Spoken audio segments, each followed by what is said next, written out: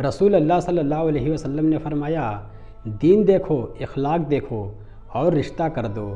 اگر بچہ اپنی پسند کا اظہار کر دے تو اسے نافرمانی نہ سمجھو، اور اگر بچی اپنی پسند کا اظہار کر دے کہ میری یہاں شادی کرو تو اسے بے قدر بے حیا نہ سمجھو۔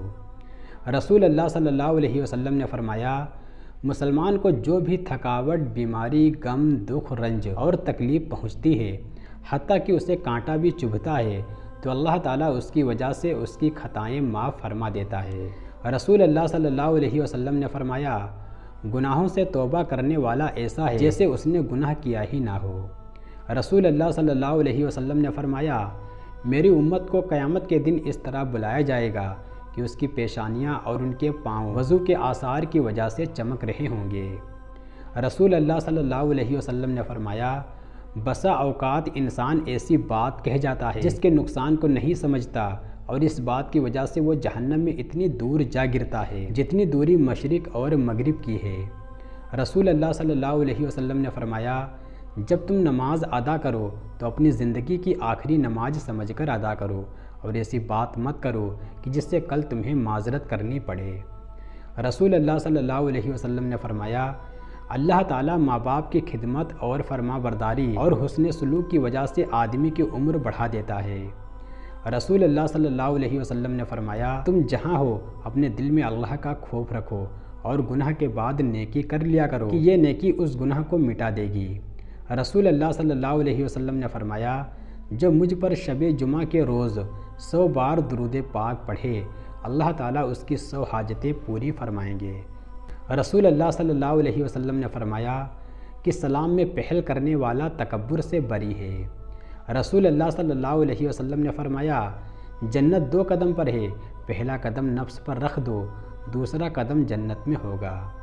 رسول اللہ صلی اللہ علیہ وسلم نے فرمایا، جب سونے کے لیے بستر پر جاؤ تو آیت الکرسی پڑھ لیا کرو، اس کی وجہ سے اللہ تم پر ایک نگہبان فرشتہ مقرر کر دے گا اور شیطان صبح تک تمہارے قریب نہ آ سکے گا۔ رسول اللہ صلی اللہ علیہ وسلم نے فرمایا، جو بھی مسلمان اپنے بھائی کے پشے پشت اس کے لیے دعا مانگتا ہے تو فرشتہ کہتا ہے کہ تیرے لیے بھی اسی کی طرح ہو۔ رسول اللہ صلی اللہ علیہ وسلم نے فرمایا، تم میں سے بہترین آدمی وہ ہے جو اپنے اہل و عیال کے لیے بہتر ہے، اور میں اپنے اہل و عیال کے لیے بہتر ہوں۔ رسول اللہ صلی اللہ علیہ وسلم نے فرمایا، سورہ فاتحہ عرش کے نیچے والے خزانے سے نازل ہوئی ہے۔ رسول اللہ صلی اللہ علیہ وسلم نے فرمایا، جس نے قرآن مجید کا 1 حروف پڑھا تو اس کے بدلے 1 نیکی ملے گی، اور وہ 1 نیکی 10 گنا بڑھا دی جائے گی۔ رسول اللہ صلی اللہ علیہ وسلم نے فرمایا، عورتوں سے محض ان کے حسن کی وجہ سے شادی کی خواہش نہ کرو، کیونکہ حسن عموماً ہلاکت میں ڈال دیتا ہے۔ رسول اللہ صلی اللہ علیہ وسلم نے فرمایا، تم اللہ تعالیٰ سے ایسی حالت میں دعا کیا کرو کہ تم قبولیت کا یقین رکھا کرو، اور یہ جان رکھو کہ اللہ تعالیٰ غفلت سے بھرے دل سے دعا قبول نہیں کرتا۔ رسول اللہ صلی اللہ علیہ وسلم نے فرمایا، جو لوگوں میں شہرت اور ناموری یعنی نام کمانے کے لیے کوئی نیک کام کرے گا، اللہ تعالیٰ قیامت کے دن اس کو ذلیل اور رسوا کرے گا۔ رسول اللہ صلی اللہ علیہ وسلم نے فرمایا، عورت پسلی کی ہڈی کی طرح ہے، اگر تم اسے بالکل سیدھا کرنا چاہو گے تو تم اسے توڑ دو گے، یعنی جدائی کی نوبت آ پہنچے گی، اور اگر تم عورت سے فائدہ اٹھانا چاہو تو تمہیں اس کا ٹیڑھا پن برداشت کرتے ہوئے اس کی خوبیوں سے فائدہ اٹھانا ہوگا۔ رسول اللہ صلی اللہ علیہ وسلم نے فرمایا، جو کوئی بندہ رات کو باوضو سوئے اور پھر رات میں اٹھ کر اللہ تعالیٰ سے دنیا و آخرت کی کسی چیز کا سوال کرے تو اللہ تعالیٰ اسے عطا فرماتا ہے۔ رسول اللہ صلی اللہ علیہ وسلم نے فرمایا، جو سورج کے مغرب سے نکلنے سے پہلے توبہ کر لے گا، اللہ پاک اس کی توبہ قبول کر لے گا۔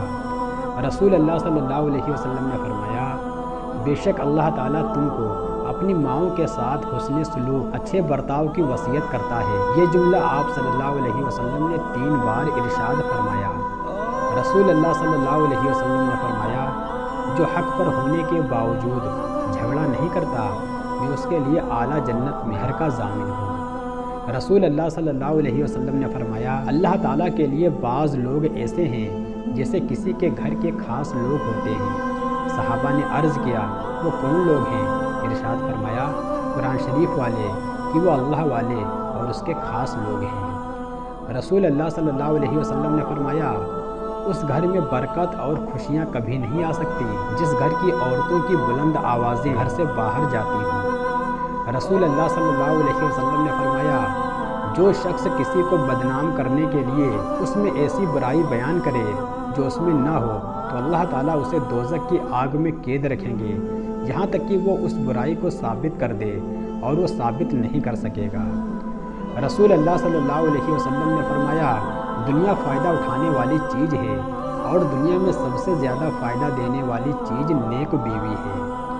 رسول اللہ صلی اللہ علیہ وسلم نے فرمایا اور جو شخص قرآن پاک کو اٹک اٹک کر پڑھ پاتا ہے اور اس کو پڑھنے میں اس کو مشقت ہوتی ہے تو اس کے لیے 2 گنا اجر ہے۔ رسول اللہ صلی اللہ علیہ وسلم نے فرمایا جب بندہ نماز کے لیے کھڑا ہوتا ہے تو اس کے سارے گناہ لا کر اس کے سر اور کندھوں پر رکھ دیے جاتے ہیں۔ جب بھی وہ رکوع اور سجدہ کرتا ہے تو وہ گناہ اس سے گر جاتے ہیں۔ حضرت ابو ہریرہ رضی اللہ تعالیٰ عنہ سے روایت ہے کہ رسول اللہ صلی اللہ علیہ وسلم نے اس مرد پر لعنت بھیجی جو عورتوں کا سا لباس پہنتا ہے اور اس عورت پر لعنت کی جو مردوں کا لباس پہنتی ہے۔ رسول اللہ صلی اللہ علیہ وسلم نے فرمایا لوگ جمعے کی نماز چھوڑنے سے باز آ جائیں نہیں تو اللہ ان کے دلوں پر مہر لگا دیں گے اور وہ غافلوں میں سے ہو جائیں گے۔ رسول اللہ صلی اللہ علیہ وسلم نے فرمایا دعا نفع پہنچاتی ہے اور ان بلاؤں کو ٹالتی ہے جو نازل ہو چکی ہیں اور ان بلاؤں کو بھی جو ابھی نازل نہیں ہوئیں، اس لیے تم لوگ دعاؤں کا اہتمام کرو۔ رسول اللہ صلی اللہ علیہ وسلم نے فرمایا جنت میں ایسے لوگ داخل ہوں گے جن کے دل چڑیوں کی طرح نرم ہوں گے۔